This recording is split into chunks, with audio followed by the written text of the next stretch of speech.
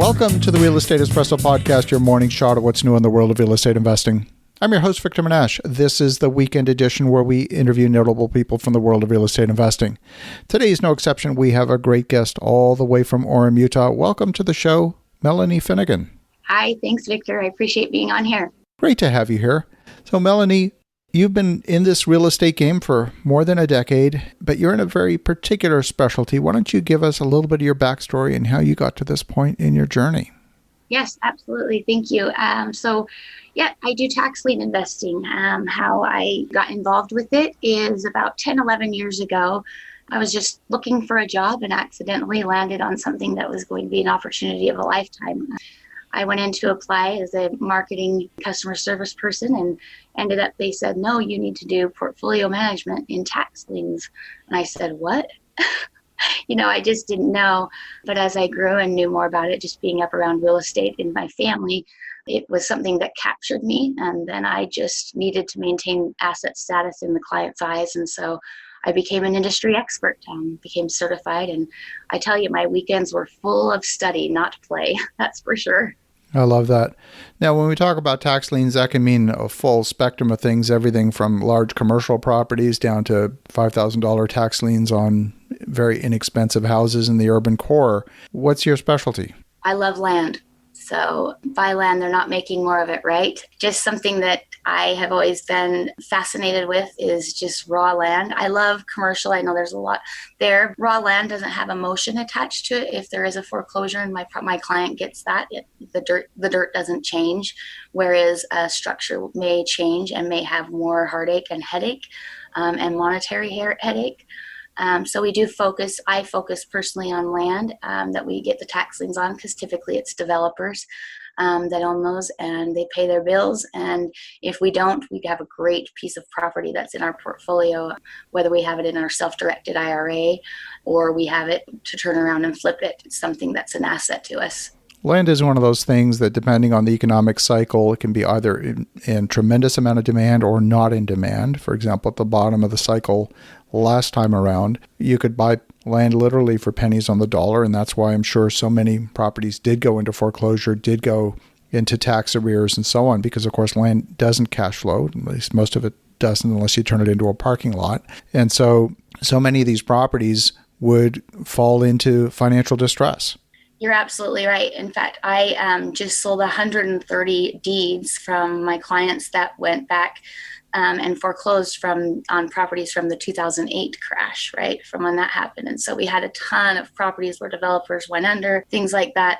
I have invested millions of dollars, over $50 million in my course in doing all of this for clients. And 130 of our properties became deeds, and we sold them in a package just recently. We just sold those in a package, but those all came from 2008, and now people are building properties again.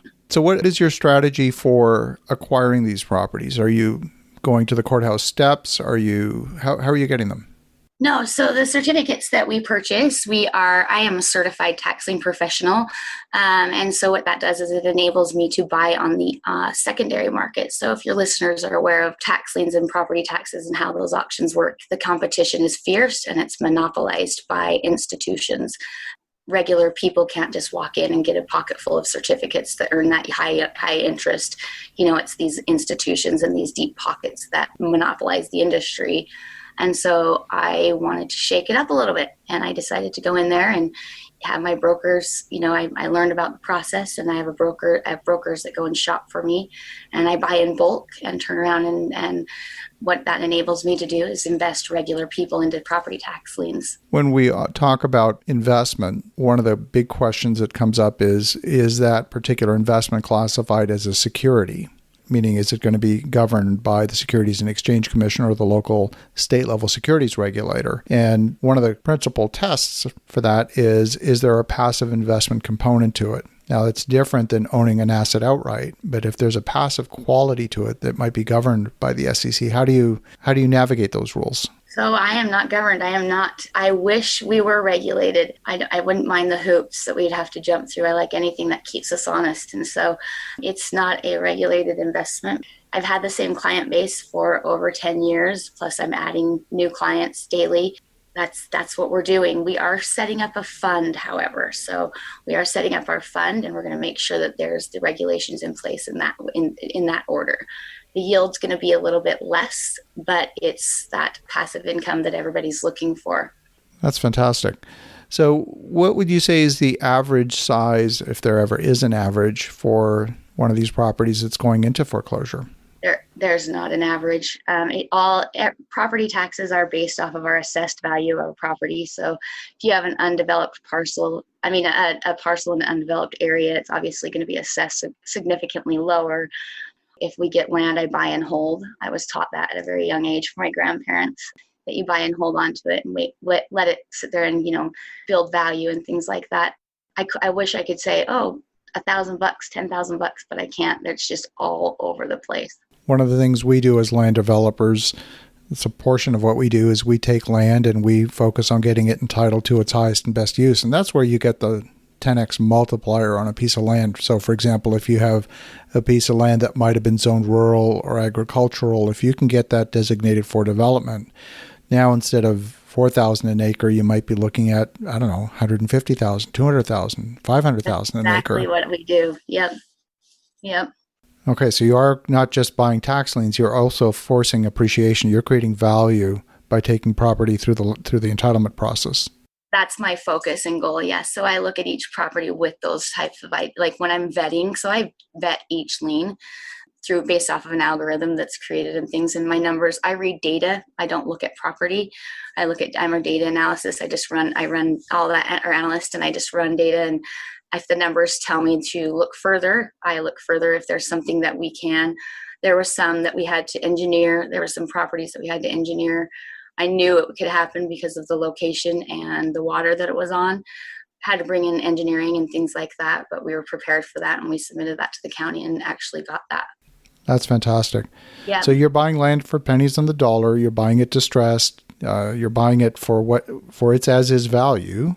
In fact, less than that, because you're buying it for the lien, which is a fraction of its as-is value. And then you're getting a multiplier. You're getting tremendous leverage by creating value on that distressed asset. That's awesome. Yep. Also, yeah, and obviously too, if you're using your self-directed IRA, and I'm 41. If I'm using it, obviously I can't spend that money without the big consequences. So I also just say, okay, here's the plan for the development. Let's hang on to this for 5 years and assess. Let's just pay the property taxes on it, and let's see if that dirt around it starts getting saturated, because that's the goal right now, and that's in the plans of development. So your acquisition strategy here, I'm imagining, since land doesn't cash flow, you're buying essentially 100% equity. You're not using any leverage because you don't want to be paying, you don't want that monthly debt service. It's bad enough that you've got to pay the taxes. So you basically... Yeah. Exactly. Yep. Tax liens there's a lot of moving parts. People don't realize how valuable they can be, because I think there are a lot of moving parts. It may frighten people or scare people a little bit. I believe in the investment so much. The government knows one thing really well, and that's how to get their money back. So they get these same investors every time, every auction, because they see that 99.9% of these don't come into property acquisition. It's usually the 18% yield a year. What about whenever there's a tax lien, there's often other liens on the property as well, whether it's a water lien, maybe an IRS lien, and those don't necessarily get wiped out. If there's a mortgage on the property, that'll get wiped out, but a tax lien and an IRS lien and a water lien don't get wiped out. How do you get those negotiated? How do you get those resolved? So the only thing that usurps or trumps the property tax lien is the IRS lien, right? The government knows how to get their money. And so then with the municipalities and cities or counties, what you do is, if you're going to create an ARV, which is the after repair value, of course, if you're going in there with those types of things prepared, and you're prepared for that, you submit your proposal to the county. So, hey, if I put $30,000 into this, and there's a $10,000 tax lien or water lien on there, is this going to stay attached to the property, or can we just dissolve it? And they just dissolve it. Fantastic. Yeah. Fantastic. So you got to know you got to know the tricks, and you got to know exactly who to speak with. And 90% of the states, they're not going to attach these actual city bills or nuisance liens to it. There's a couple of counties I've run into that have done that, but I've learned the negotiation just with my experience. Are there any jurisdictions that you favor, any jurisdictions that you prefer to stay away from? Florida. I favor Florida. How come? It is the most, just so everybody knows really quick, as a nation, we have $14 billion a year in delinquencies on our unpaid property taxes. So all of these counties and government entities that are utilizing these funds, such as our police officers, things like that, without those funds, our school teachers, our parks, all of that stuff would not be in place. And so what Florida does is they get the big investors because they incentivize the most. Okay. They have little nuances and tips and tricks there in Florida. And so because of that, I get to utilize my strategy, and it enables me to compound monies. So at the end of the day, they're offering a lot, but they get it all back when these deeds get purchased. So it's not like it's really costing them money to begin with. They're just the facilitator. Right. That's it. The property owner, or if somebody ends up getting the deed to the property, the county is never out a penny.